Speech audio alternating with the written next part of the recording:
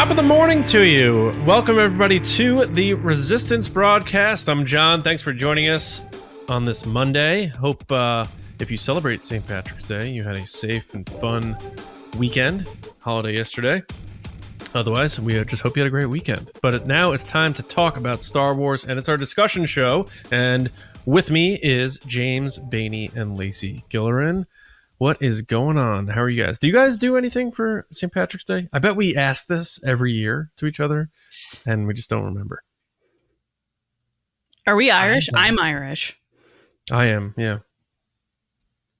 James, the are you most Irish? I think we do at all. I don't know. I forget. I've looked up my heritage and stuff like that. Like I've read about our history and all this, and then like I forget. Like a month later, I'm like, I don't remember where we're from. I'm 50% Irish, a quarter Hungarian, and a quarter German. Mm-hmm. Why are you looking off camera, like for someone to confirm your data? I was looking because I was thinking. Like No one's in here. I'm in the room by myself. I'm thinking. I was thinking. Someone's being interviewed, like they're running for president, and they're like, I'm like looking off into the distance, thinking. the bombs were not detonated by us. No, It's funny. That's me thinking. It's funny you said that too, because what I was thinking about was I should probably write it down and put it in a prominent place where I see it all the time. So if I had done that, I probably would be like, oh yeah, I'm this and this, and like reading off camera. Well, anyway, do you guys do anything for St. Patrick's Day?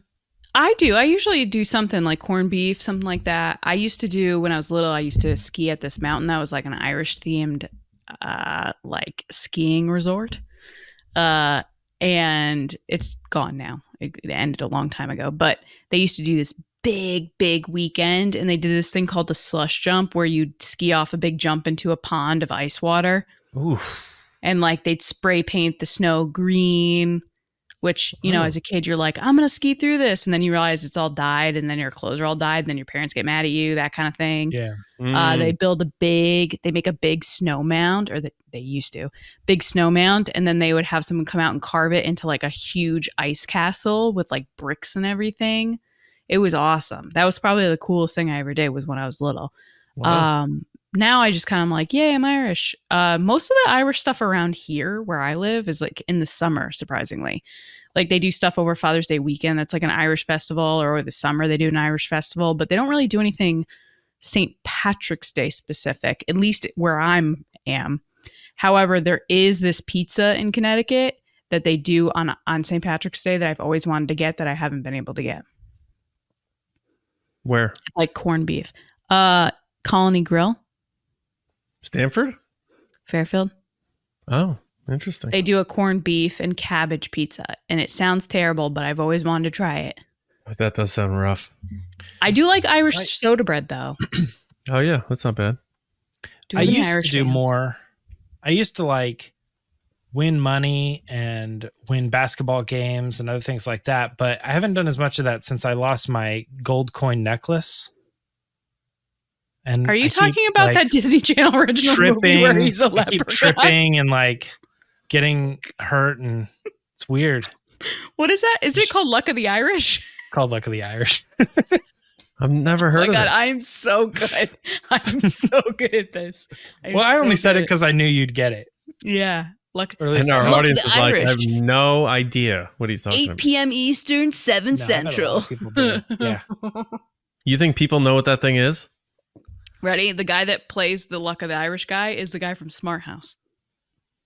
No one knows what that is either. Although now Disney Channel original movie. I'm starting to confuse Luck of the Irish with the 13th year where he finds out he's a mermaid. Oh, God almighty. All right. Well, we want to thank everybody again for being here. For the 12 of you who stuck around. Stop. We have a great show. We're going to be talking about all the Disney original movies that nobody's seen. We're going to be talking about all the supplemental material for those.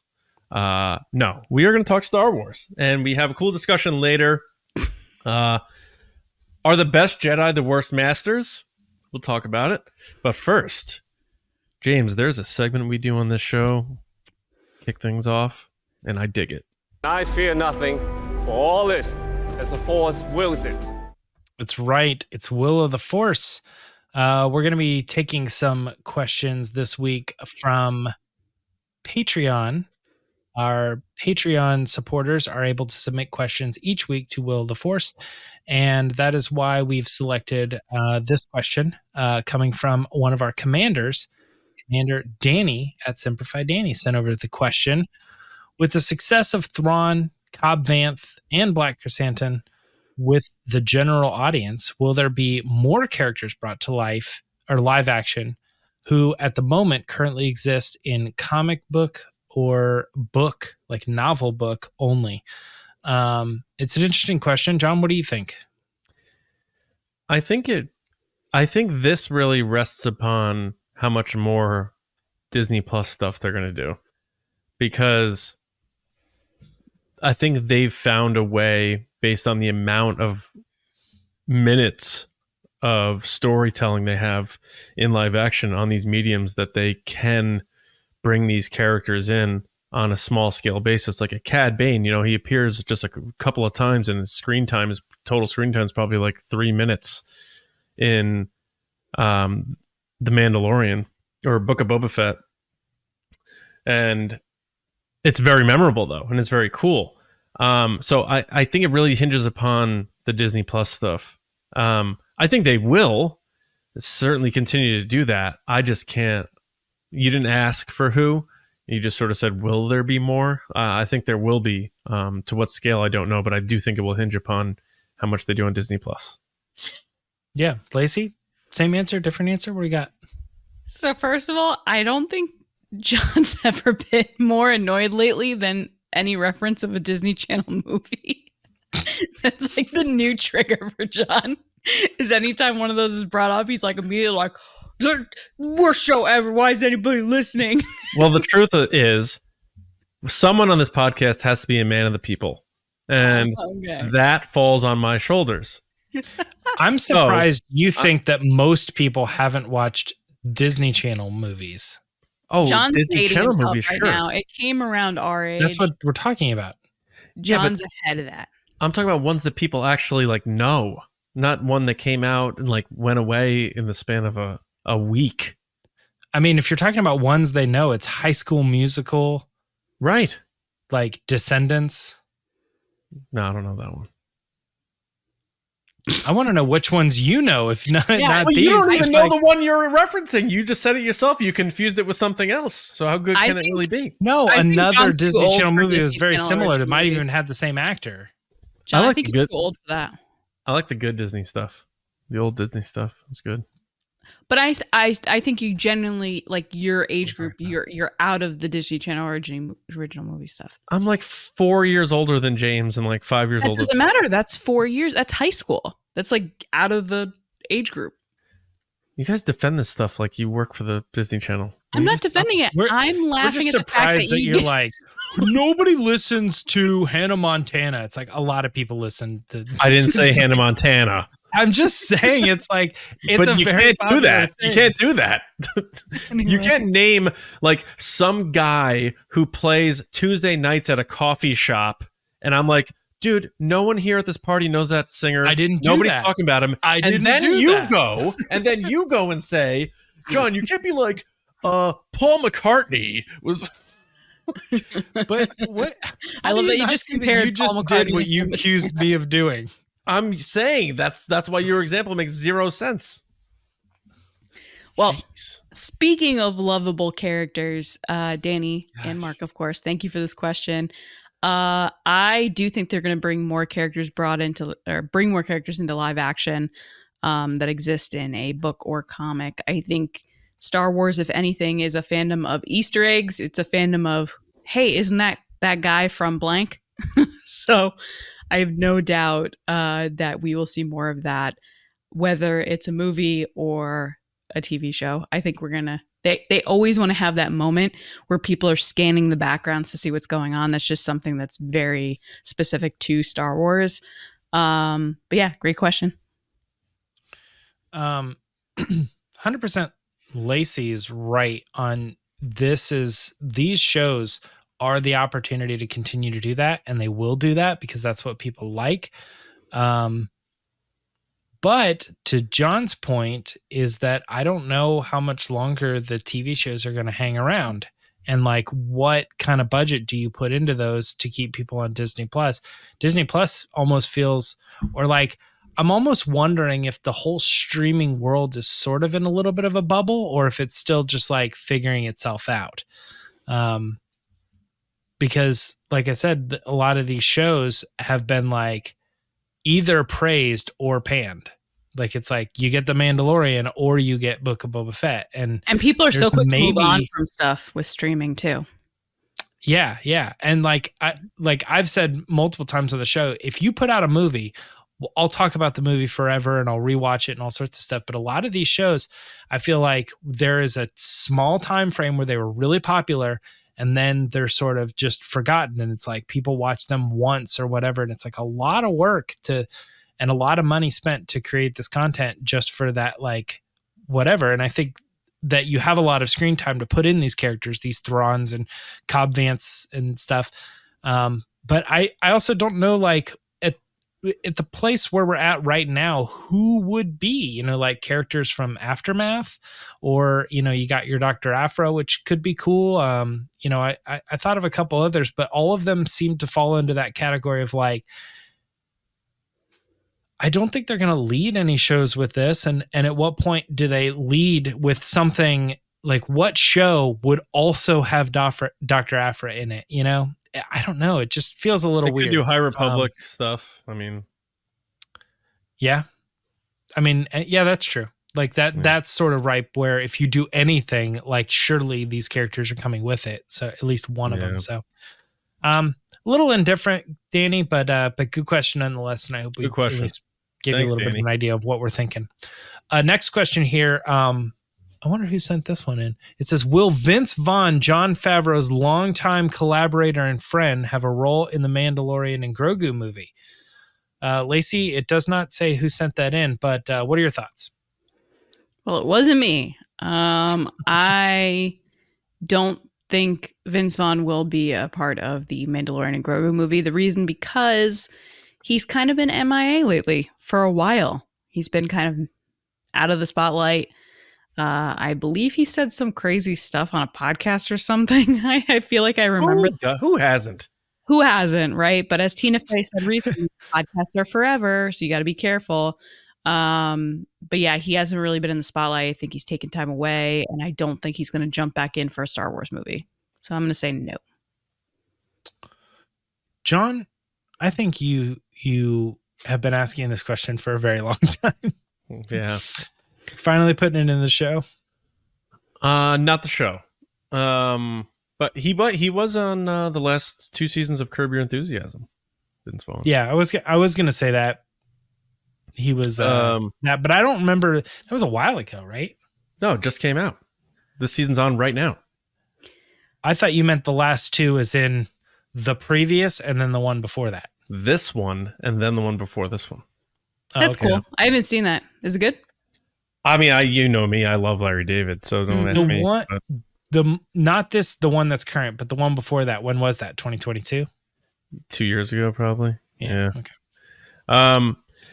Yeah. I mean, I put this question out there for us, but I think he will. I think he'll have a cameo in this movie. It's a movie, and these guys do appear in a lot of each other's movies in varying degrees, and they're still very good friends. So why not get your buddy a paycheck? Have him dress up as a Rhodian, a wisecracking alien for 30 seconds, and people in the know could be like, "Oh, that's Vince Vaughn." And other people could be like, "Oh, it's an alien in Star Wars." So I'm saying, bang! Vince Vaughn is going to be an alien in The Mandalorian and Grogu. I'm going with no. He's not going to be. Although I hope it happens. I'd love to see it happen. Unless he totally like breaks the fourth wall, but like breaks the moment when you're like in the movie, and then all of a sudden it's Vince Vaughn, and you're like, "What are we doing here now?" If a rapper and Jack Black just showed up in the middle of the movie. I know, yeah. Lizzo's not a rapper. She's not? Lizzo? She's not a What? rapper. She's a singer. She's a singer? Yes. I thought she was a rapper. No. All right. Well, whatever.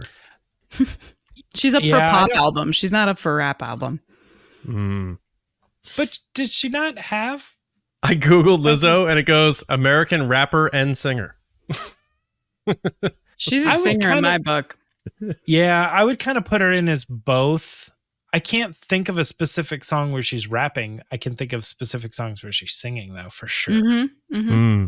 Mm-hmm. But getting back to this, I think that if he wanted to do it, and that's Vince Vaughn, I think Vince Vaughn would have asked a long time ago, hey man, stick me in Star Wars.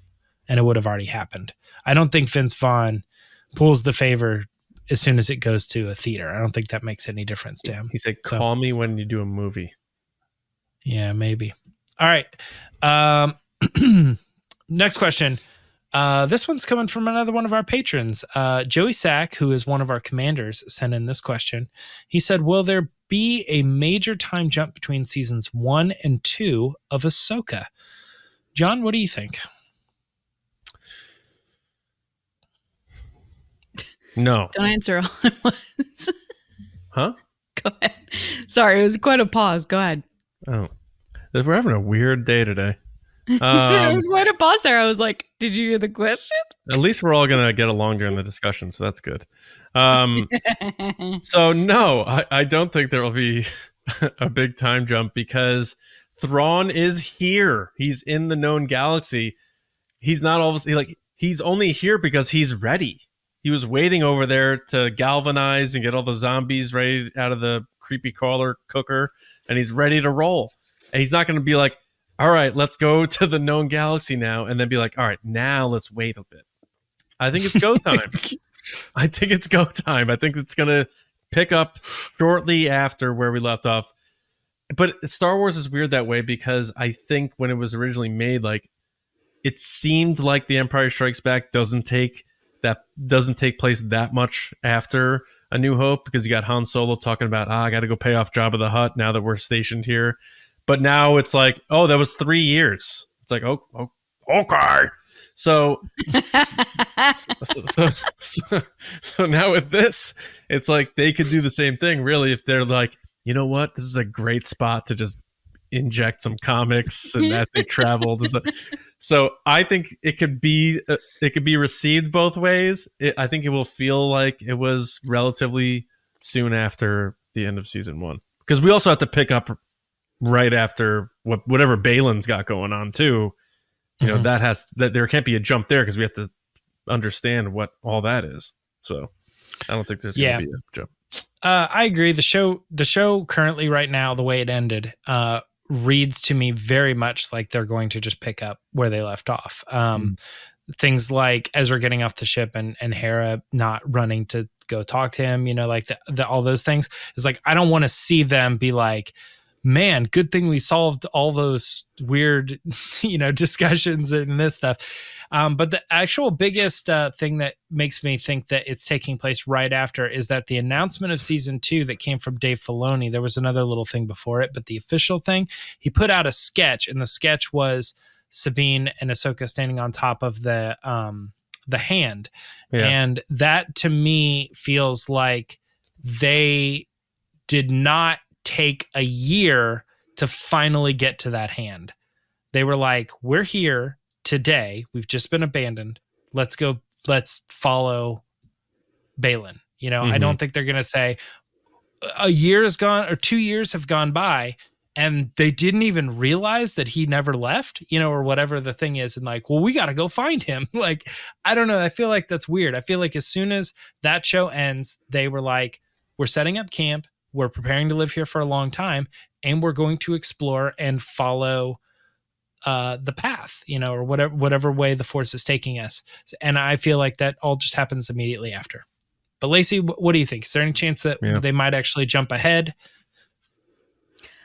No, I don't think they will. I think they're going to be around the time. By jump, I don't think it's going to pick up like the minute like they did in The Last Jedi. I thought that was a huge mistake to have it pick up like the next minute after The Force Awakens. I think there's going to be a little bit of a gap, but not like a year. I'm talking like, oh, it's been a couple months, or oh, we're just trying to figure out what's going on, but not like, hey, this just happened, we're immediately starting. It's funny. I don't even think it was a minute. If you think about Rey standing there for a minute, Yeah, no, a whole minute, it was like 30 seconds. Yeah, the moment it's jarring too, because no matter how good you are, it never looks right. It never looks exactly like the way that it was shot. So it's always like it breaks it a little bit, the suspension of disbelief, because you're like, Lacey, okay, what if the helicopter circled for a minute? oh, shut up. I do appreciate, though, John's reference to creepy crawlers, because that is quite the throwback, and I thoroughly enjoy it, because the funniest thing about creepy crawlers is they were like, boys don't like ovens and cooking and baking, so we're going to give them an oven and paint it black and then just have gummy worms instead. Yeah. And then I was sitting at home and I was like, oh, gummy worms are disgusting. And I still hate gummy worms to this day, and I hate Jell-O. And so when that commercial came up, I'd be like, that's disgusting. And they'd be like, they'd be like, look, it's a frog. And they'd be stretching it. And I'd be like, this is disgusting. Creepy crawlers were not edible. Some of them were. No, you ate them? I didn't eat them, but weren't they edible? Lacey, tell me you didn't eat the creepy crawlers. I did. I just said I hated creepy crawlers, and I didn't have that. I hadn't eaten. No, they were. I think they were just things you played with. They were like a plastic based. Oh, well, that's even worse, because then they were like, boys aren't allowed to cook and bake. They can only make plastic toys. Lacey's like, all my cousins were like, they were popping them in. You guys might be thinking of two different things. I think it was gummies. I think when John said you ate them, I don't think that reminded me that I think they were a plastic, but I do remember the kid on the commercial, like biting the head off the scorpion. Right? Stuff. Are we having the Mandela? What is it? The Mandela effect? Mandela effect. Where we're both remembering dementia. this. Okay. No, it's not. Oh, all right. I think it's dementia. But yeah, it just always made me laugh, because it was clearly an easy bake oven that they were like, boys can't have an oven. It's black. I was like, okay. Yeah. But like, you're smart enough as a kid to know, like, that's clear. Like, even the little claw thing it had where you'd like put the little. They did kind of look the same. Yeah, now you just mention it. I guarantee it's the same company. And they were like, just paint black. Kind of like the Ken and Barbie and Ken, where they like made all the boxes Ken. And they were like just black with like, it's a Ken doll. Right. But yeah, I laughed in my head at your comment, but I didn't want to cut you off while you were talking. But I do appreciate a good old school reference. Yeah. Very good. I think there was a thing called Incredible Edibles. I'm telling you, the guy did bite it. I'm not making this up. The guy bit it and was like, it's creepy crawler. And I would be like, ugh, gross. I'm backing you up on like, gummies. I have that memory too of him eating it. Not a fan. Maybe it was just like to show how it stretched or something, but they showed it in the wrong way, because the kid definitely put it in his mouth. There definitely is, from Creepy Crawler, something called Incredible Edibles, and it was very similar, but you're supposed to eat it. The kid's like eating it, color changing tongue and stuff. Gross. So gross. Both. Yeah. We're all right. What's a candy from when you were younger that's really disgusting, but you still like it? Warheads? Like if someone... Warheads? Yeah, those are pretty gross. I don't Nerds? I mean, like, I don't really get like anything from them other than the like, ooh, they're so sour. That I don't think they taste good or anything. Yeah. Thing when you feel like you're going to have something sour. I like Fun Dips. Do you really? I love Fun Dips. But I hate Pixie Sticks. Do you just That's weird. tilt and pour? Or do you actually do the dip? So you lick the stick and then you put it back in. If she said, I love Fun Dips, but hate Pixie Sticks, but if people ever wanted to subscribe to our YouTube channel, this is the one. Jeez Louise. The best part is that it gets so gross after a while, but you're still like just scooping the sugar. That's the weird thing about Pixie Sticks too, is it doesn't matter how perfectly you try to like keep it dry. It will always get wet and not come out. How about the people snorting Pixie Sticks back in the day? What up, 5th grade Miss Petruni's class? Jeez. They were snorting those things in class. They got banned. And then Go-Gurts got banned from our school system because kids were taking them and just going like this with them. Oh, I used to. I vaguely remember that. Pixie sticks I, was a thing, though. I used to love candy corn, and now I think they're gross. Ew, candy I like corn's candy always corn. gross. And I used to love the Cadbury eggs, but now that's like way too much for me. That's You like, got to go to the British one, the UK Gourmet. They have the British version of Cadbury eggs, which are where were completely you different. 11 months ago What are you talking about? when I was there? Well, I'm saying the store UK Gourmet. Oh, like they have it here? Connecticut. Yes. Oh, it's just called Gourmet over there. That makes UK. But they have like all the British candy over there, and their Cadburys are like made with actual milk and cream and stuff. Gourmet is British for really good.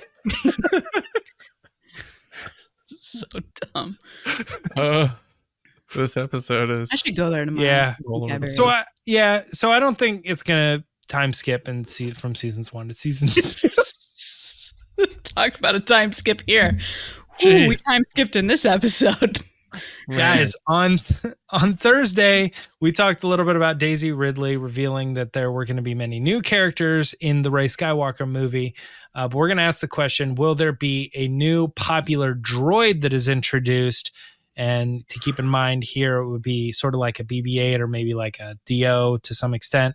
But do we think that there is going to be a new droid, or is it starting to get too crowded? Because we do probably assume that BB-8 and maybe DO and maybe R2-D2 and maybe C-3PO, are all in this movie and in some Chopper. way, shape, or form. Yeah, maybe. Well, no, we're talking about Daisy Ridley's movie. I know, but we don't know if Chopper's in He it could or not. pop it. Yeah, he could show. That's fair. I'll kick this one off, and I'm gonna say something that I don't know why this hasn't happened yet, but I thought about it and I was like, this is not a very common occurrence. Why haven't we really had many organic like pets in Star Wars? It always seems like that is a droid, or they play it off, they pull off that thing by doing a droid, like Lola, for instance. But I'm kind of surprised that pets aren't more relevant in Star Wars. They rarely show up. You mean like Harry Potter? Yes, Where everybody gets a pet? I mean, just like anything, Giga pets, nano pets. You just have like a like, I don't know, like Little Mermaid, like Sebastian and well, Flounder, the Lost Cat like, was one. Yeah. Sabine's yeah, but that's Lost not Cat. that's not like a sidekick. Oh, you it's mean true like that it's a pet. But I mean like a one that's more like Batcher and Bad Batch. Yes, yeah. I know it's like not, I know that's relevant right now, but like, I guess what I was picturing is maybe the way they break this is by not doing another like cute droid, but they actually do like a cute, like, I think, fuzzy lizard thing or something that can kind of like climb on your back and like look over the shoulder and maybe pull off something cute and save the day because they did a thing. They're like somewhat sentient, maybe, but it sounds like Disney Princess. That's what Disney Princess, like Tangled has the chameleon, Elsa has the salamander, and Frozen too. Yeah, but exactly, that's what I'm saying. It's like a pet sidekick. I'm surprised that Star Wars hasn't done it yet because it seems like an obvious cute thing to do, right? Right. But then secondly, it's this whole galaxy of things. You would think that at some point more people would have like that character or whatever. Maybe like a quacky monkey lizard or something. I don't know. Yeah, I would think that most likely the thought process is that, especially with like organic beings, is that they're traveling in space, whereas the astromech and droids and stuff, it doesn't matter if they need to breathe or what kind of environment they're in. They can go into any environment, and it's very sci-fi, into the sci-fi fantasy, and they can open doors and translate and do all these things. And like organic beings can't do that stuff. So it doesn't speak to like the kind of Chrome Ralph McQuarrie feel. A little bit. Right. To answer this question quickly, I'm going to say there's going to be a droid introduced because they always introduce new stuff for toys and whatnot. But I don't think it's ever going to be as popular as R2-D2, C-3PO, or BB-8. And I think Dio is a prime example of that. They introduced Dio at Celebration. Everyone was like, ooh, Dio, pizza cutter, woo. And then he had like no voice when they introduced him. And then when the movie, they changed it to J.J. Abrams' voice and all the toys didn't talk. It was like bizarre. So there was no connection between. I would buy a Dio if they had his voice. For sure. I know, but the sounds though, because I have the thing from Hasbro, they were very cute sounds. They're like, why haven't they done it by now? Because it doesn't make money. Like if we're talking honestly about Hasbro again, like I said it and I knew the answer. I was like, "This is no point. Who's gonna buy that?" You know? Yeah, prequel stuff, clones, and Mandalorian. That's where their money is right now, and that's why they keep pushing that stuff out. Yeah. That's why they're doing Imperial March. Easy to make. Yeah. John, give us what you think on this question, and then we can move on to the resurrected segment, if you will.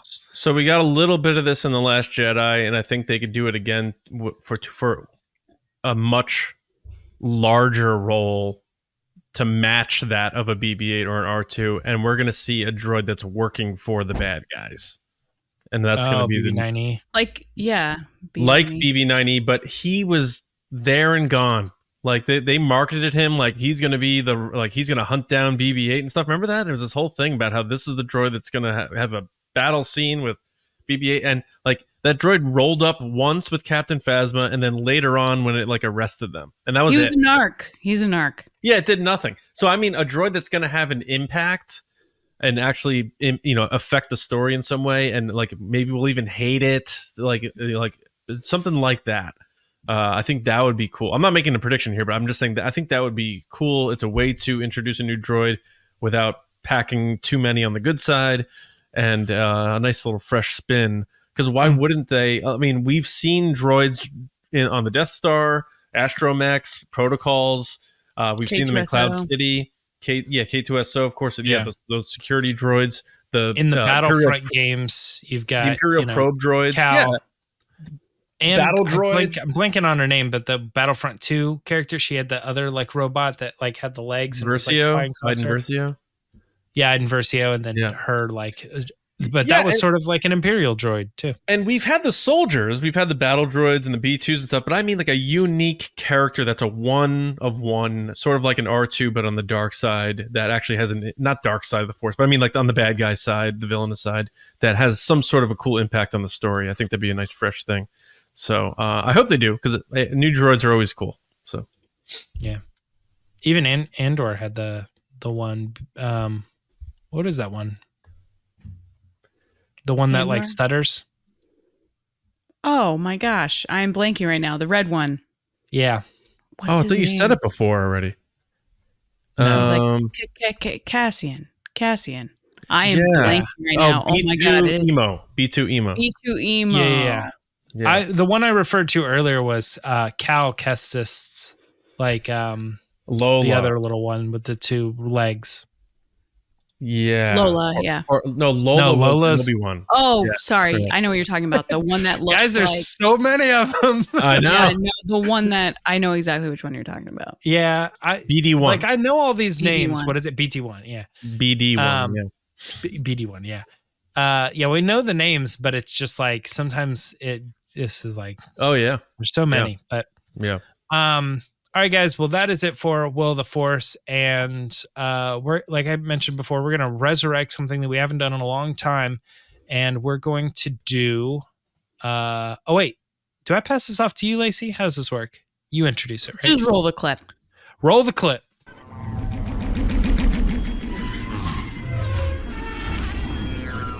All right, guys. It's time for the Patreon pod race.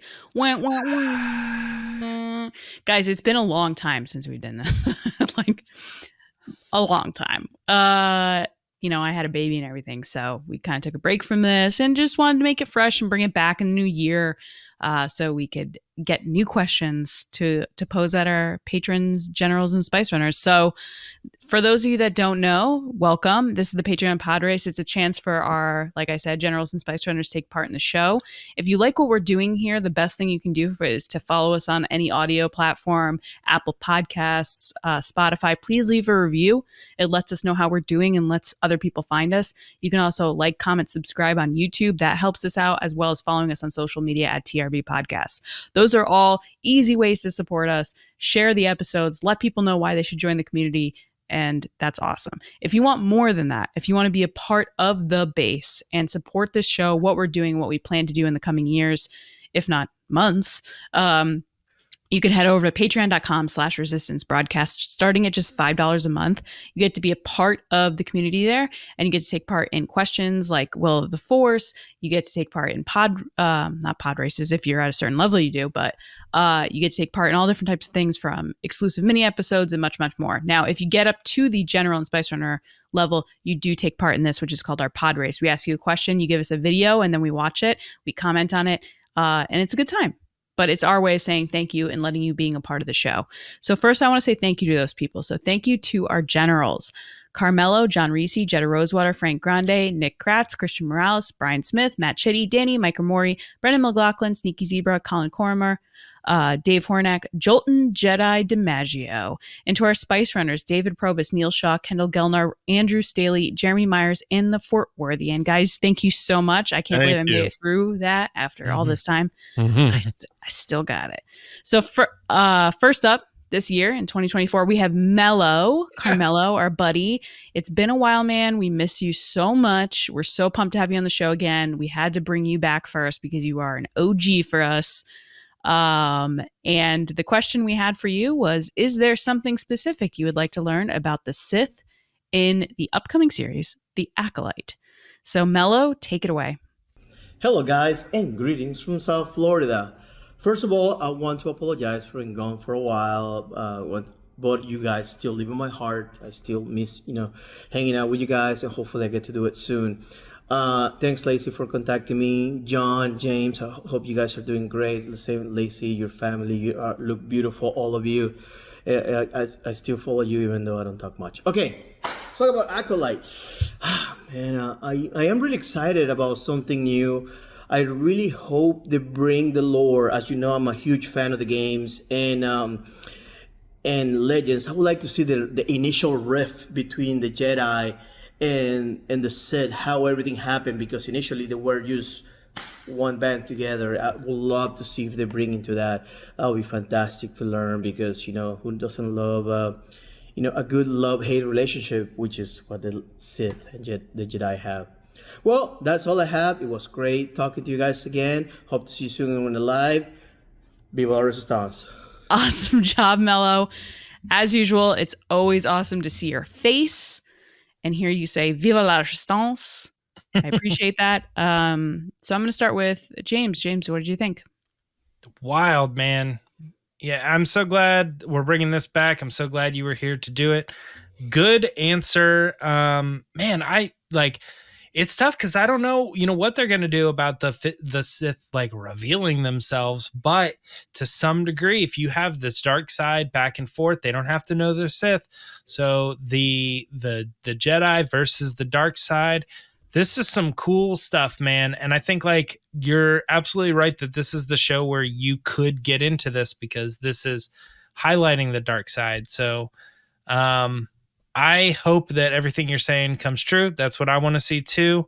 Man, it's so wild to have you back. And I'm sure we're all going to say, but don't even worry about being gone or being whatever. Whenever you pop in, everybody's excited to see you. So take your time and come back whenever you want, man. Good to see you. John? MELO, when are you coming back up to the Northeast? So Lacey can buy us drinks. Quite frankly. Sure. Why not? And some fun dips. Fun dips. All right. So where was I? Your point. Jedi and the Sith. So when I heard you say that, I was like, my brain went to Kiadi Mundi saying the Sith have been extinct for over a millennia, but that doesn't really matter because he could have been wrong. You know, there was clearly something happening under their noses, but also there can be flashbacks. It's a very common thing now in Star Wars. They can do whatever they want in terms of like revisiting a certain time frame to help the current story. But then also at the same time, I know you like the whole gray element. I know it's a taboo word, but I believe your Twitter handle was a gray Jedi. So it makes me also think of when, you know, Anakin said, from my point of view, the Jedi are evil. And, you know, there's always two sides to a story, of course. Now, granted, the Jedi are good and the Sith are evil, and we understand that. George Lucas made that clear. But maybe there were some things that Jedi did that caused certain people to leave the Jedi Order. You know, Count Dooku wasn't a fan of what was going on. So I like your point, and you bring it to the surface, and it's something I didn't really think about too much. So I appreciate that, but I appreciate you more than anything, buddy. And I do miss you. So it was so good to see you popping up on here. You haven't changed a bit, as Anakin said to Padme. I don't care about you in that way, but I do love you, Mello, and I miss you. And thanks for all your support, my man. It means a lot, and I hope you and the family are well. And see you around, buddy. Yeah, Mello, you did amazing. Per usual. It's like you never missed a day. Love that for you. I also do love a good love/hate story, as you mentioned here. I'm the one sitting here hoping that the Acolyte has some romance in it. I guess we'll see if that's the case or not. I don't know why Star Wars is so against romance, but we'll see what happens in the future. But I love a good cat mouse, good guy, bad guy, which is, I think, what kind of you're touching on here. And I think this show is going to give that to us. So thank you so much for your input. Loved seeing your face. And we'll chat soon. Now we're going to head to the discussion. Go ahead, John. Yeah, let's fire it up, James. Obi-Wan once thought as you do. All right. So Star Wars, to George Lucas's own admission, is a soap opera, and with soap operas come drama and betrayal, rise and falls, all that stuff. Now, some of the quote-unquote best Jedi, depending on what you think of them in Star Wars, have had apprentices that eventually fell to the dark side, or things just didn't work out the way that they had planned to. So let's just talk about, why is that? Are some of the best Jedi the worst masters? Is it better to be like, you know, he's an okay Jedi, great teacher, great teacher, okay Jedi? Well, then vice versa, one of the best Jedi I've ever seen, terrible master, terrible teacher. And that, you know, that happens in real life too. Sometimes people who weren't very good at a sport wind up being the greatest coaches. You know, sometimes they're the best players, not so good at being a coach. So it's something that is relative to our real world today. But I don't know what made me think of that. I was like racking my brain for an interesting discussion idea today. And I was thinking about, you know, how Obi-Wan lost Anakin, how Luke lost Ben, how Yoda even, you can say, lost Count Dooku because he eventually turned. So, and you have to put some of that on whoever taught him. So it happens, and, you know, we herald these Jedi as the best, the Mount Rushmore and stuff, but these guys drop the ball quite a bit when it comes to being Jedi Masters. So I thought it'd be a fun discussion. I know there's plenty of examples of great Jedi who are great teachers too. I know James probably has one at the top of his list, if I had to guess. So I just want to bring you guys into this one and let me know what you think. I'm going to let James go first. Go ahead, James. I'll get it out. Yeah, I kind of don't know where this is coming from, because my perspective on it was, you just named the three that I think are even in the contention for the argument in the first place. There are others that maybe you could get into, like Asajj Ventress's master or whatever, but it's all really debatable, and we don't know too much about that stuff anyway. It comes down to those three. It's like Yoda, or Count Dooku and Yoda. In which case I feel like it's hard to say Yoda's not a good master, considering he has had tons of apprentices, and one of them was betrayed him, and left, but was manipulated by this person, right?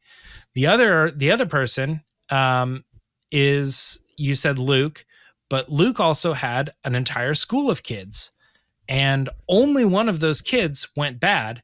And the reason that kid went bad was not because of Luke, but was because of Snoke. Snoke manipulated the kid and caused him to go off into the dark. And I don't feel like that falls back on Luke. The biggest one that I think is the biggest example that most people are going to go to is like, oh, maybe that is true, is Obi-Wan. And I have very much on many occasions said, I don't think Obi-Wan's a good Jedi. I think he's a bad Jedi. Ooh. I think he's a fine Jedi. I shouldn't say bad. That's jumping to it. I think he's fine. He's not great. And I feel like he completely mismanaged Anakin. But even then, you could say that I don't even know that it was entirely because of Obi-Wan or the Jedi Order. We're falling back on the same thing again, preyed upon by a Sith Lord, who tricked him and lied to him and got him to pull away from the Jedi. On all three occasions, there was another Sith Lord who was playing the devil and pulling them away from those people. So I don't really know that any of them have any bad track records at all of being bad teachers, especially considering they've been around for 1,000 generations, and like this is not common at all. This has only happened in the last couple of years when, there's been some pretty heavy activity going on with the dark side. Oh, you didn't name who I thought you were going to name. All right, Lacey, what do you think? Who do you think he's going to name? Kanan Jarrus. Oh. Which I think you summarized it when you said there probably are plenty of examples of good Jedi who are good teachers. I'm like, yeah, lots of them. Like, I don't know who even to begin naming, but like, I would assume most of them have been pretty accomplished at teaching that next generation to do the good right Jedi, thing. Yes, What I mean? But not the best. Oh, who are the shining examples of what it is to be a Jedi? And how did their people turn out? I don't know. I don't know if Kanan is the shining example of what a Jedi is or not. I don't know if we've ever really had it. I'm trying to figure out who that even would be, honestly. Yeah, I guess my question always starts with who is considered the best? Yoda. I think we could all agree Yoda's the best. Or Obi-Wan. I would say Obi-Wan. Yeah, not what James wouldn't say that, but I would say Obi-Wan. Qui-Gon? Qui-Gon? Can he answer this conversation? I think he's in the conversation too. So when you say that, like, do all those people make good masters? No, they don't. Right. But I don't know if it's that they weren't capable of it. I think that the circumstances and the variables that were playing at the time made them bad masters, if that makes sense. Like, it's not that they didn't have the skills to be a good master. I think that their surrounding environment contributed to them being bad masters. However, that being said, I do think that we see points throughout the movies and obviously in some of the books and whatnot that Obi-Wan, I don't know if he really wanted to be a master. Like even from the show, it seemed like very much like it was thrown upon him. And we've talked about this in depth with Obi-Wan. The idea of like taking on Anakin as a Padawan was Qui-Gon's dying wish. Like, you're not going to tell the guy like, yeah, sure. And then be like, nah, you know what? I'm good. And Obi-Wan would tell them the whole time, like, get this kid away from us. Right. He was against it the whole time. And that's why I kind of understand where you're coming from, James, because I don't think he really wanted to be a master. I think Obi-Wan he wanted to be a master. I don't think he wanted to do Anakin. I don't know if Obi-Wan wanted a Padawan is what I'm saying. I think he wanted to be a master and be a Jedi. I don't think he wanted to train someone. When you're saying master, you don't mean master as in the, like, you sit in the chair. The rank of master. I'm saying master as in the teacher. I don't think he wanted to teach. I do think he wanted to sit in the chair. I do think he wanted to become a master. Yeah, but you're right. I definitely don't think he wanted. It's like, hey, I want the raise and I want the title, but I don't want to manage people. No, actually, well, okay. But not to get too specific, but I do think that Obi-Wan would have been willing to take on an apprentice. I don't think he wanted to take that apprentice on. And that I don't think definitely he had could be any fun. faith specifically in Anakin, but like he's like, man, when I grow up, I'm gonna have kids of my own, and then all of a sudden now he's like adopting. You know, he's like, oh, that was not my plan. I didn't want to do that or whatever. Like, I think he had in mind that he was going to be a good teacher for the right Padawan that he chose. That was probably what was in his head. But then when life came at him in a different direction, a good Jedi should be able to pivot. He didn't. He never accepted Anakin and failed him.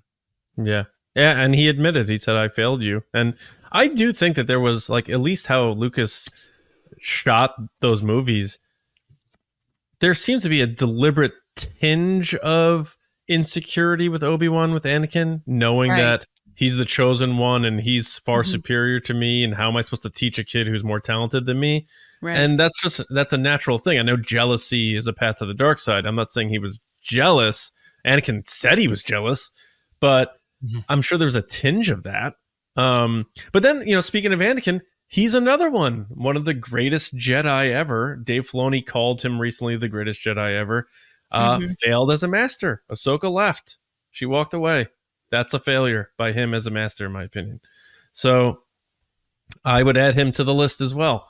And I'm not saying it's across the board, but I just think it's funny because of, and taking it outside of the story itself, like just as a fan, because of how these stories are constructed with the soap opera element, the familial drama and all that stuff, and dark and light and betrayal and temptation and stuff, they have to have that in there. So naturally, the Jedi that we focus on are going to be the ones that take on that failure. It's not going to be there's 34,000 other Jedi masters and they all did a great job. It's like, no, but here we're in this story and this is what Star Wars is. This is why. I get that. Yeah. And this is why but in fairness to your point, this is why also we're considering these Jedi the greatest, because they're the ones we know and we're seeing them do all these things. Right. They're the ones that are the main characters in the story. Right. And I think Lucas even said a long time ago, I don't know where he stands on it now, but I think he did say that Obi-Wan was just like a mid-tier regular Jedi. And that was like early on. But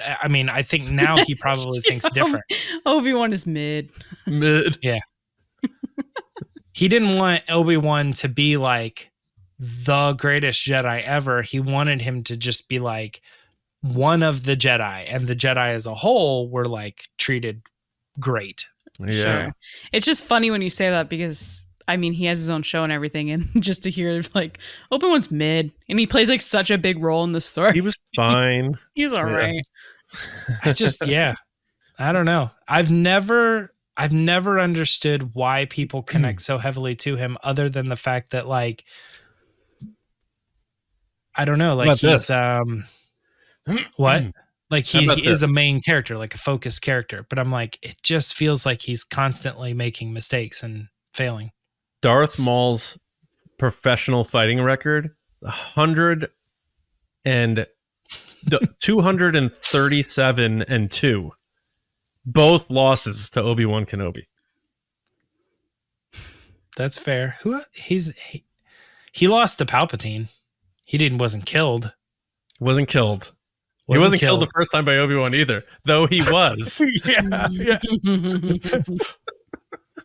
Psych. By a mid Jedi. That must suck. Also, for him. can we be honest? As far as we know, he didn't have a Padawan at that point, actually. Mid Padawan. Right.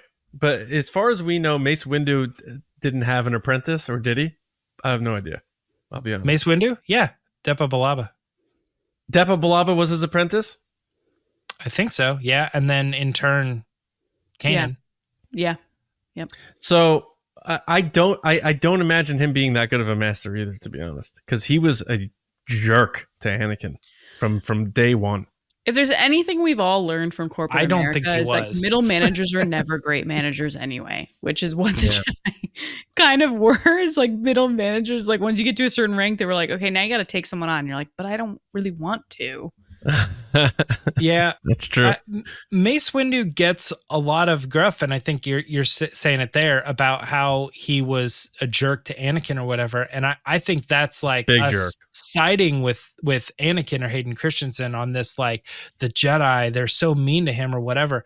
But look at it from Mace's point of view. He's like, this guy's gonna crack, and guess what? He did.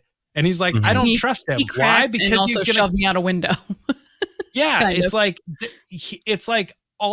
you could argue, one could argue that the reason Anakin did all that stuff is because Mace was a jerk to him from the beginning. But I'm like, we live in this fantasy world. We have to understand this is a fantasy world where the Force is real, and you can understand somebody and predict somebody and know what's going on. Yoda was like, nope. Don't train that kid. Mace Windu was like 100% back Yoda. And then they were like, we're doing it anyway. Obi-Wan, greatest Jedi ever. I'm doing it anyway. I don't care what you say. Well, it's because he made that dying wish thing. He promised him. Yeah. I know that. I'm just saying, but like those types of decisions and things like caused a bunch of problems, you know? And I think Mace Windu constantly being like, I don't trust this kid. He's up to stuff. He's not listening to us. I'm getting a vibe from him all the time. He's very angry. He's yelling at us now. We're trying to put him on the council and he's screaming at us. Sit down. You know, it's like, dude, this kid is a problem.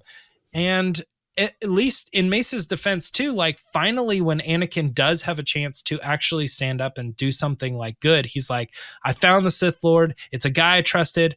But I'm pushing that all aside. Someone very close to me. I'm pushing it all aside and I'm turning him in. He's like my closest friend other than Obi-Wan. I'm turning him in. And Mace Windu's like, you're all right, kid.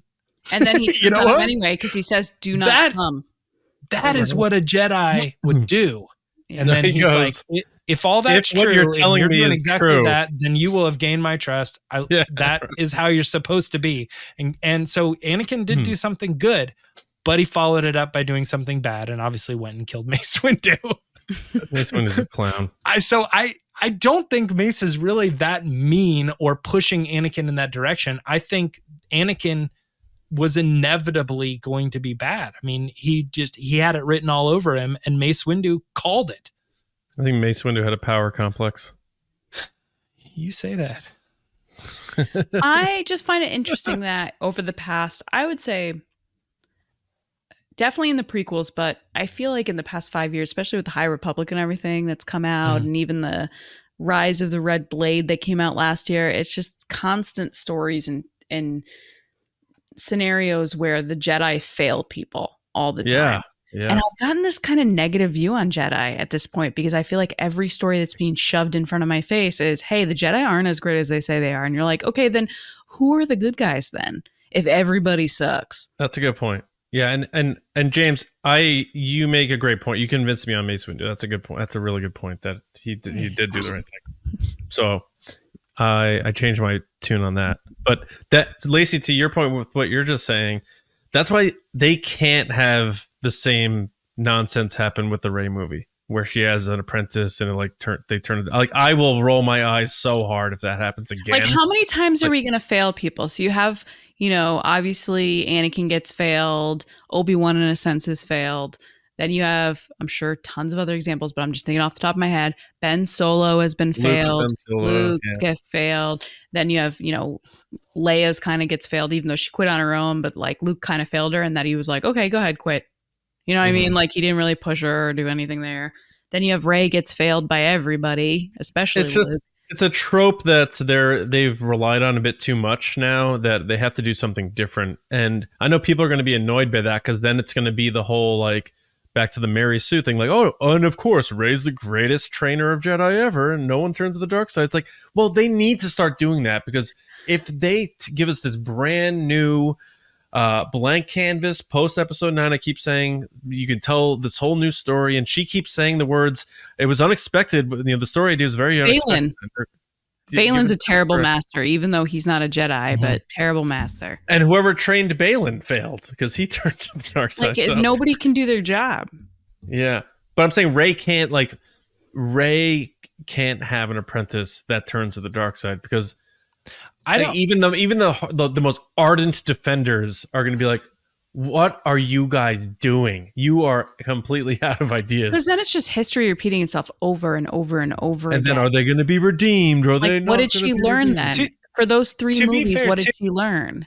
part of this does come back on JJ, because I think that was sort of like, I'm not going to say it was what was in Legends, but I think the idea of when you watch the original trilogy was that there was all this history that happened, but Luke solved all the problem with the dark side stuff. And from this point on, he was going to be a good teacher, and all the Jedi were going to be like good Jedi where they're not falling to the dark side and all this other stuff.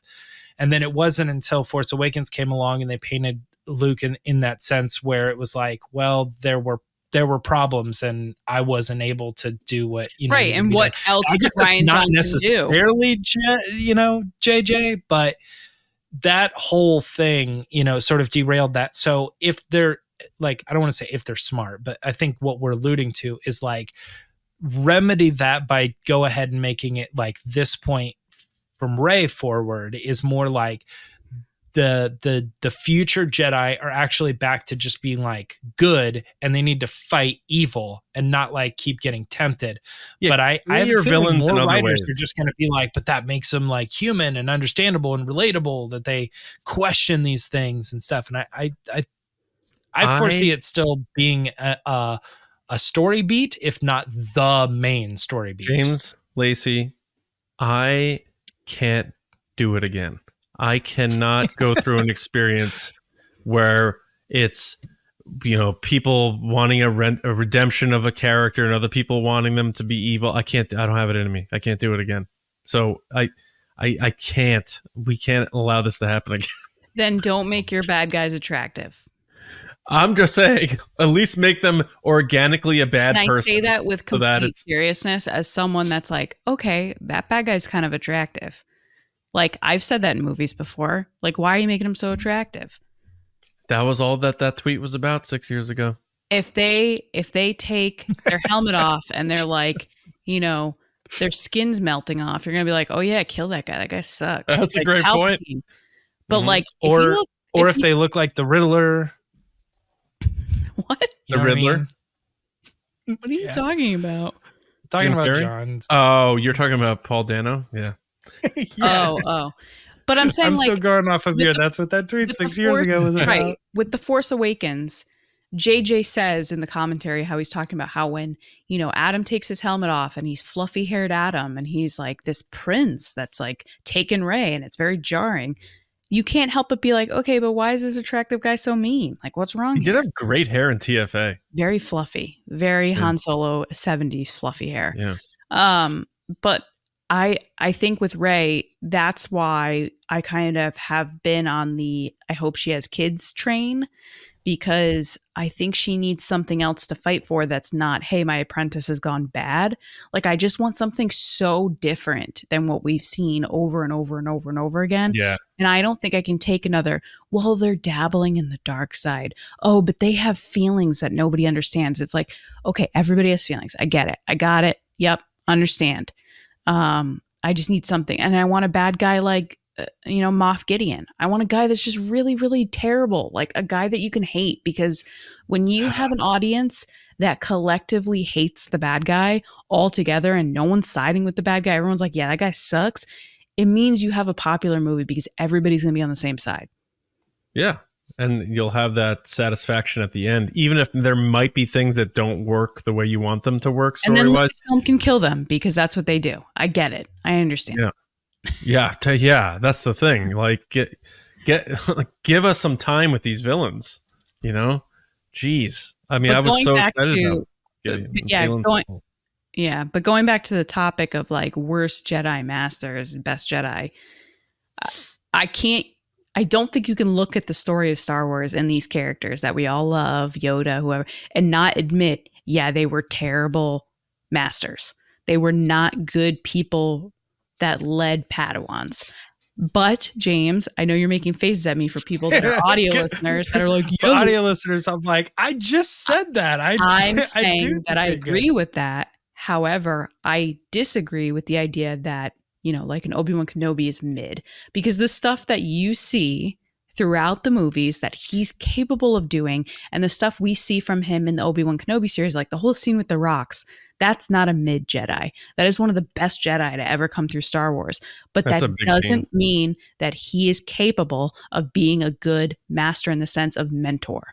Some people can be the best people in their fields or in their talent or in their sports, but not be good mentors. Mentoring is a specific skill. It's a specific want or need to help others that some people just don't have, in the sense of like, some people in this world don't want kids. It's the same thing. Yeah. And I think the Jedi kind of forced that on people for being. If you're applying for like a private school and then you're looking at like teachers and stuff, then you like look at their list of like, this is their resume. And it's like, ooh, that guy had the greatest Jedi ever. He was a chosen one and he let him turn to the dark side. We're not signing up for the mastery of Obi-Wan Kenobi. I probably wouldn't send my kids to the Jedi temple to go to school. No, they just take them from your home when they're very little. I know, but I'm saying in the sense of your analogy of it being a school, I wouldn't be sending my kids to the Jedi. No, I know. Because of their track record is not great. Yeah, right. I think maybe it's a difference of how we just sort of see them or whatever. But when I'm talking about Obi-Wan not being a very good Jedi, it's not based on his Force abilities.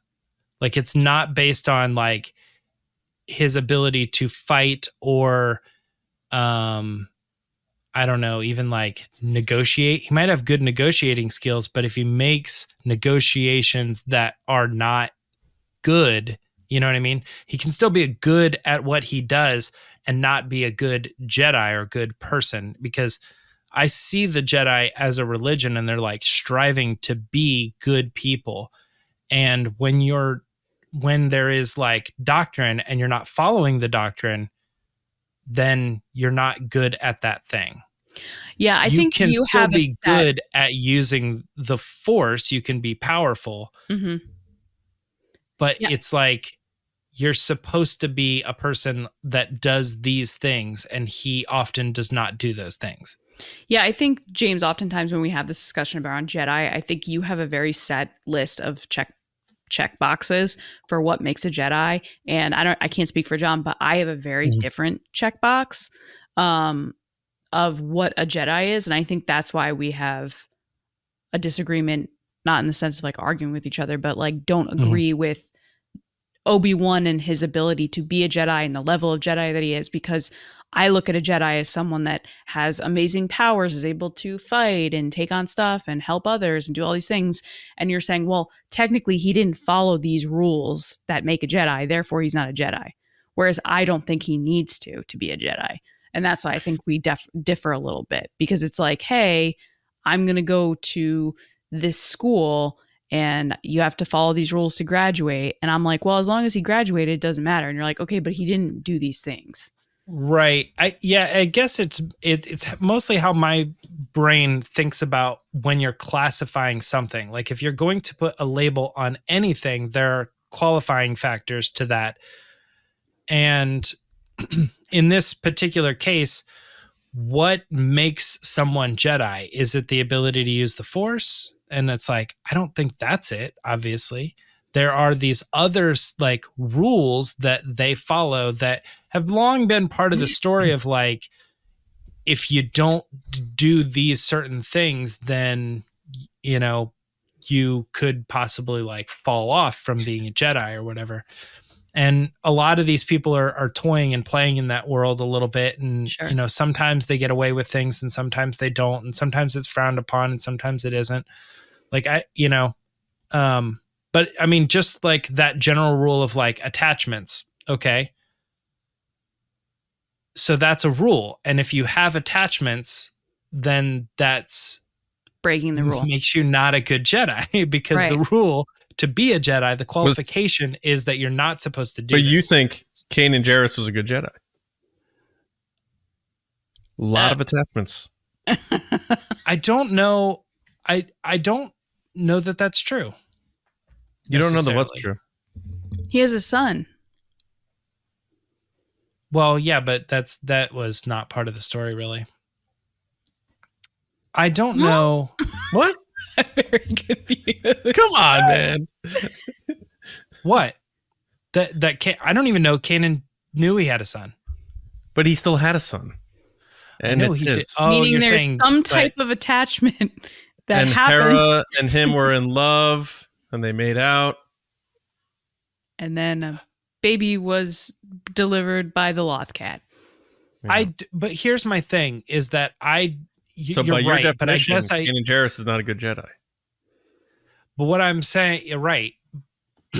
But and I said this at the very beginning. I was like, I've never really considered Kanan as the perfect Jedi or something. I've always said he's one of my favorite characters. But I don't know that I've ever really sat down and thought about, do I think that this guy actually is like doing the Jedi thing properly? And because of that, I have to think, no, he's not. He's not doing the Jedi thing properly. But a good master. Bad Jedi. That's not the question. The question is, do the best Jedis make bad masters? By the flip side, mediocre bad Jedi Kanan Jarrus, as you were referring to him, great teacher, great master. So maybe that's the secret. Be a bad Jedi like Kanan Jarrus, and you could Dead Poet Society type of teacher. I think that's it. I don't know. Anyway, but I wanted to. I'm just busting your chops about Kanan Jarrus.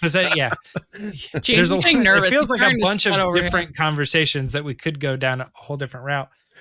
One thing that's interesting to me, though, is you bring up Kanan. And did he have attachments? I think he did. But what I was trying to get out is I don't think, if I'm not mistaken, somebody might be able to point this to me. But like, I don't think there was ever a moment where because one of those people were in danger, he like lost his sense of composure. Like he was never like, oh, they took Ezra, I'm going to kill them. I'm going straight for that person and I'm going to kill them.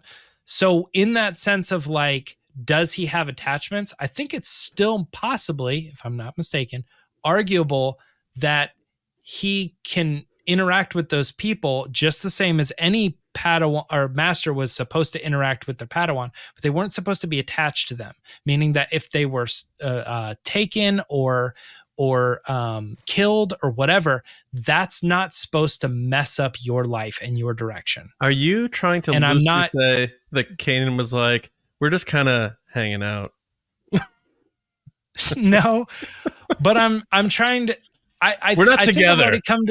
I think I've already come over on Saturdays. I don't think he was necessarily being book Jedi. So there's that.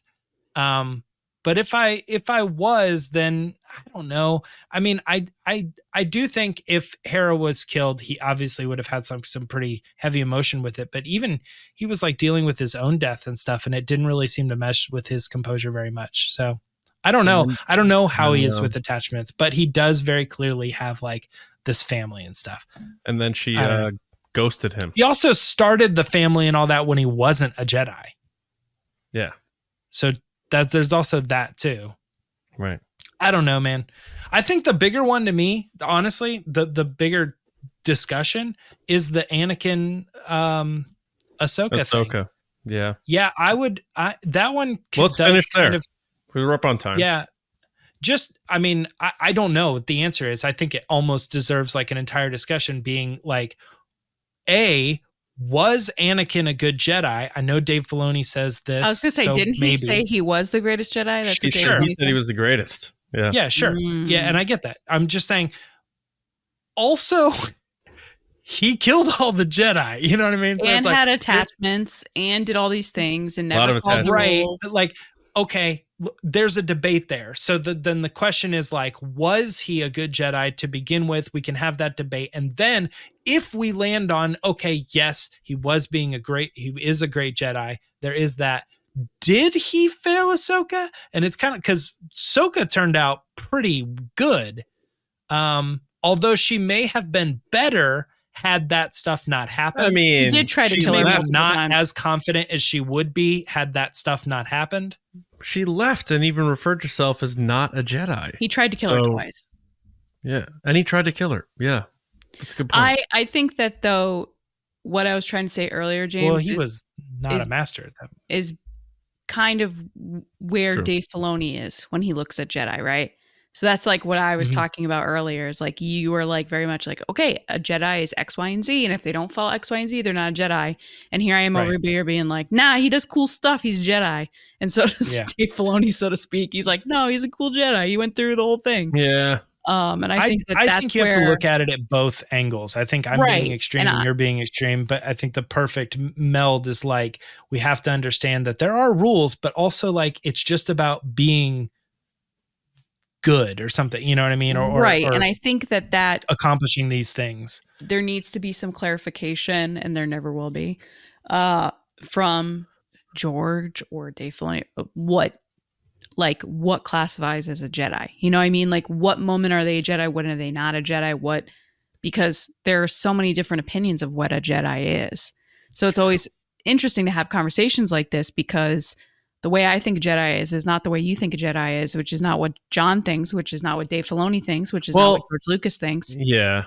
My conclusion on all of this, and this is the stuff that ruffles the feathers, I guess, is I think the Jedi code as it evolved and became constructed didn't age well into the evolution of the galaxy, because that could be said about so many things.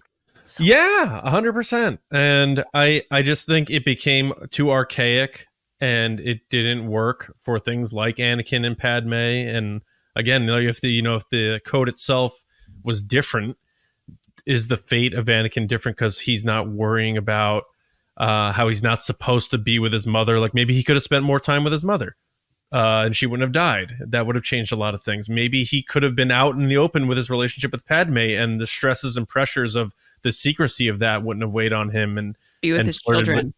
And have Palpatine in his ear, like talking about how, like, yeah, they don't want you to be happy and all that nonsense. So I personally would like to see a change to that Jedi code and have a different look. Like, maybe Rey read all the books, where some of those Jedi, they had them in the library, which Jocasta knew, but they didn't check them out very often. And she read them all and realized, like, this is maybe where they went wrong. This is what was intended. Because of that whole game of telephone, like 25,000 years ago, when Hu Yang is with whoever discovers the Force, maybe their intention of what they meant when they wrote the original scribes of being a Jedi were interpreted differently as that game of telephone went over the course of 25,000 years. And maybe Rey taps into something different. One, because it'd be fresh for storytelling as a movie fan. And two, let's not repeat the wrongs that happened to Anakin and other Jedi in the past. That's why I was so surprised in The Last Jedi when Yoda has that moment with Luke. And the way I took it when I watched that scene was Yoda saying, he's like, oh, the sacred text, oh my God. And he's like, look, she has everything she needs. She doesn't need the books. Like, let it go. And then they kind of hinted that she still had the books, but at the same time, like, everything she did on her own, she didn't need to read that in the book. Like, she could just figure it out on her own, is how I took that phrasing. So then to have her in The Rise of Skywalker back studying those books, I was like, oh my gosh, we're going back to this thing again. Because it was so refreshing to think, we're going to throw this out and come up with something new that fits what's needed. And I agree with John. I think the Jedi in general are an example that we see even in real life, where things get outdated. Rules get outdated. Laws get outdated. Things need to be brought to the times based on technology, how people change, culture. And I think that the Jedi are a prime example that no matter what fandom or universe or fictional story you're in, those things still affect everybody because they're human or alien, human, and humans need to change and evolve. And that's always going to be the case. And then also humans always need community and or like to be loved or have love in return. And that was always going to be the downfall of the Jedi, I think, is because they always ultimately wanted to find connection with someone else, whether it be friendship or family or romance or true love or whatever. So I hope they throw it out too. It's funny too, because we had MELO on the show earlier, and you talked about him being a gray Jedi, and it sort of does remind me of You remember this a long time ago? Pablo said the thing about how he doesn't like gray Jedi. Yeah. And I agreed with him at the time. And it's funny because it dawned on me right now, but it is sort of like where I stand with the Jedi is like, if you are this, if you say you're this and you're doing something that's kind of different, then you're not actually that. You're this thing. You're something else. And I think his example was something like, if you call yourself a vegetarian, but you sometimes eat meat, it's like, then you're not a vegetarian. Vegetarian. Yeah. And, but I wonder who would be in that case, in that example, a better vegetarian, someone that follows all the rules and doesn't eat meat, or someone who occasionally eats meat, but talks and advocates about vegetarianism a lot and recruits a lot of people to the cause and grows it. I mean, they fail themselves sometimes. They don't follow the rules, but they are seen publicly and do their best as a whole to raise the awareness of what that is while still holding that name. I am vegetarian, although I sometimes break the rules. Like, at what point does somebody kind of look at a situation and say, I think that's a better example of the title, and I think that's a better example of the title? And I think that's kind of what we are arguing here at times with Jedi. Yeah. Well, and let's not forget that Obi-Wan Kenobi worked in a meat factory. That's where you're going to end this? That's where we end it. Because of the vegetarian thing. All right. So come on. I mean, you can't call him a good vegetarian. Yeah, I mean, the guy's bringing home a block of meat every night. His cholesterol must be through the roof. Mid-vegetarian. We got to get how old was Dr. Pershing back then? We got to get him over there to test his blood for his cholesterol. Yeah. Obi-Wan's eating too much red meat. He's going to be with Qui-Gon in Ghost World in a little while. But Vader's like, I'll take care of it, guys. Don't worry about it. In 10 years, this guy won't be a problem. Anyway, that was a cool discussion. Very interesting. Wild episode, good episode. We hope everyone enjoyed it. So thanks for listening and watching and being a part of TRB. As always, like Lacey said before, check out the Patreon. And of course, make sure you're subscribed everywhere. And we'll be back with you all Thursday night for TRB Live. Of course, we'll dive into the latest news and whatever else is going on in Star Wars. And then for us, TRB podcasts on social media, me, Johnny Hoey, and my movie podcast, Just Like the Movies.